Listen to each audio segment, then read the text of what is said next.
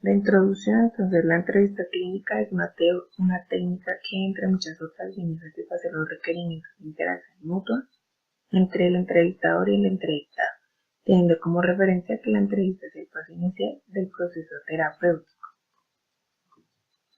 Es de mucha relevancia afianzar la relación que debe haber entre el terapeuta y el paciente, por lo que recae en el terapeuta crear una buena relación entre él y su paciente, lo que le corresponde a desarrollar habilidades de escucha, ser espontáneo, flexible, dando lugar a que el paciente pueda expresar sus sentimientos, emociones e ideas y al mismo tiempo establecer una empatía para poder dar continuidad con este proceso. Este video se realiza con el fin de mostrar los objetivos, los aspectos que dificultan la entrevista, las fases que tiene la entrevista clínica.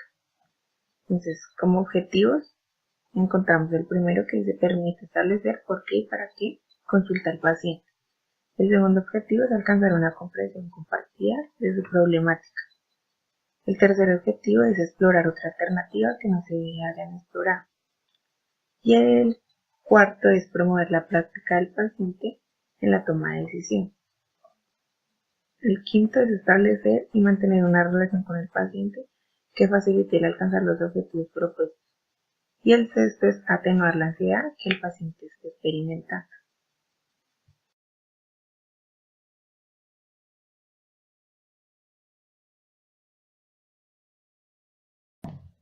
En cuanto a la iniciación, se debe dar comienzo a la recolección de datos del paciente.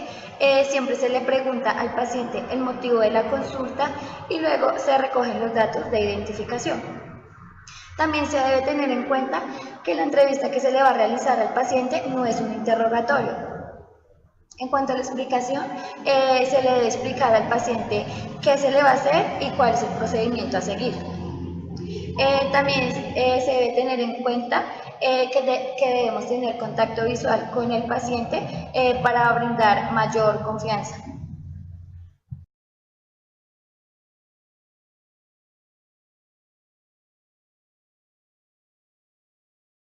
Recepción. En recepción vamos a encontrar lo que es Reading and Presentation. Ahí es cuando se explica el motivo y los objetivos de la entrevista. En esta vamos a recolectar lo que son datos del entrevistado.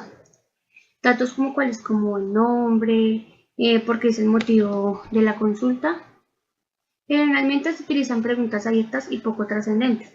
¿Para qué? Para poder generar confianza con el entrevistado y así él logre contarnos sus cosas sin ningún temor. Encontramos lo que es la introducción de un tema neutro. Ahí se hace como una clase de icebreaker. Ahí es cuando le preguntamos al paciente cómo está haciendo frío, cómo fue la llegada al sitio del entrevistado, cosas así, para que el paciente se sienta en confianza y así logre, como dije anteriormente, contarnos las cosas y no sienta que somos como un oponente para ellos, sino al contrario, los vamos como a ayudar. En un contexto de amabilidad, para lo que he dicho anteriormente, generar confianza y así el paciente pueda contarnos sus cosas y la entrevista sea un poco más completa.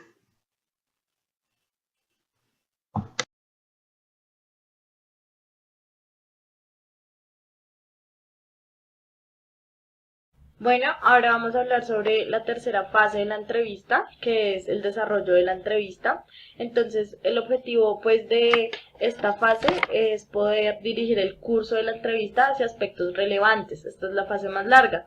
Entonces, esta fase tiene dos objetivos. El primero es hacer una hipótesis diagnóstica, que pues es qué le puede estar sucediendo al paciente y lo que significa para el paciente. Y lo segundo es planear las modalidades de intervención. Entonces, mentalmente uno puede ir planeando qué se puede hacer para resolver la situación, con qué recursos técnicos cuenta uno para resolver la situación.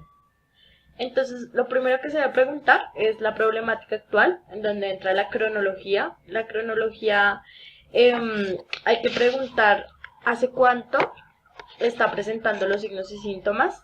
Lo siguiente son las características, que es cuáles signos y síntomas presenta, y la intensidad, que es cuánto le dura, y la variabilidad, que es cada cuánto le da.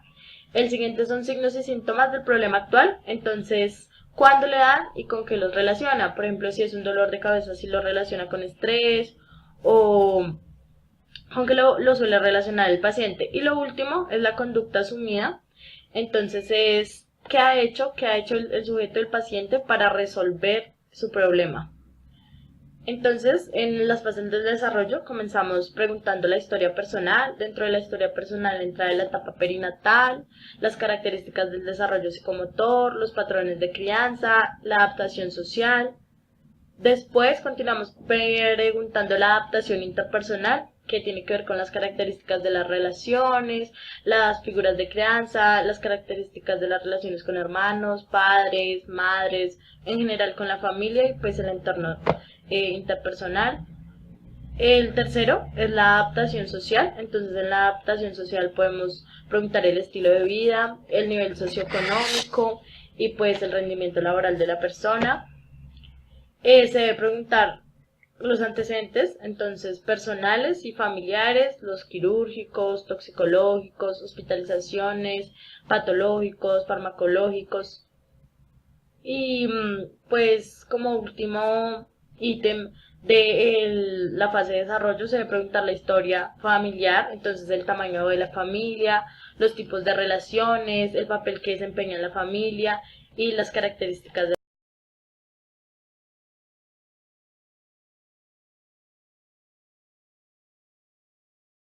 Para finalizar la entrevista clínica, se debe explicar de manera sencilla y clara el diagnóstico al paciente y a sus familiares.